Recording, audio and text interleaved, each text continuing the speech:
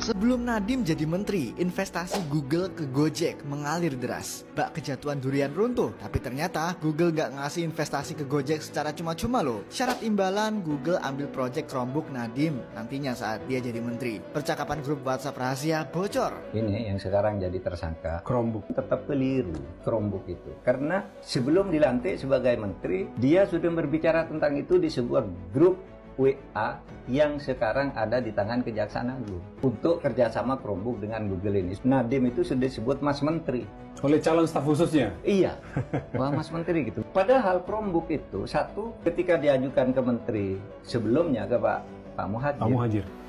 Tidak respon, artinya ditolak. Chromebook itu sudah dipakai di Malaysia tahun 2013 dan justru dihentikan tahun 2019 karena dianggap tidak bermanfaat. Malah di kita diteruskan.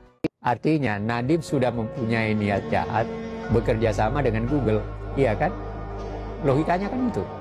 Dia belum menteri, dia sudah membicarakan dengan Google. Pertanyaannya, apa haknya dia membicarakan itu?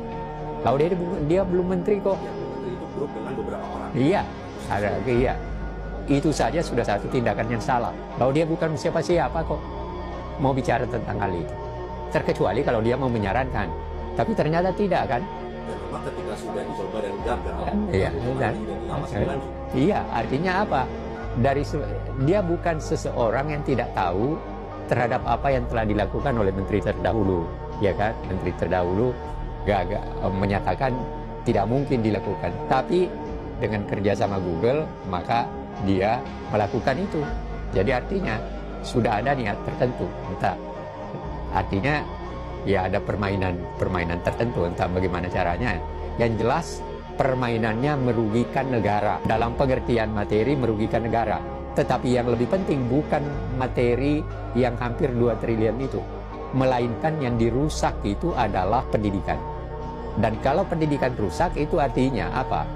Berapa banyak anak-anak dan berapa banyak murid yang kehilangan. Kalau masih ada yang bela Nadiem setelah pengakuan Arif Ibrahim, jujur saja. Itu artinya Anda belum paham seberapa terstrukturnya permainan ini. Arif jelasin detil. 26 Mei 2020, dia dijapri pejabat Kemendikbud, dipaksa Chromebook wajib tanpa debat. Masukan teknis soal Dapodik, di-skip mentah-mentah. Malam saya dijapri WhatsApp oleh salah satu pejabat kementerian.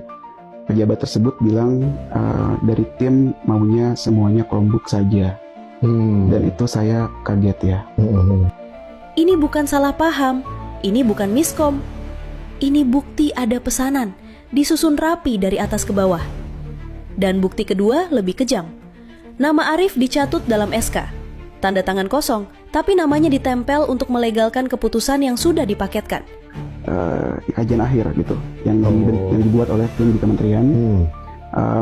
Dan saya kaget banget karena ternyata di dokumen kajian itu nama saya dicatut.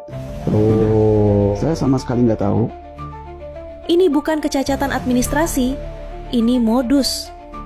Jadi kalau masih bilang Nadiem nggak tahu apa-apa atau cuma dikibulin bawahan, mohon maaf, pola selengkap ini mustahil terjadi tanpa atmosfer kekuasaan yang membiarkannya.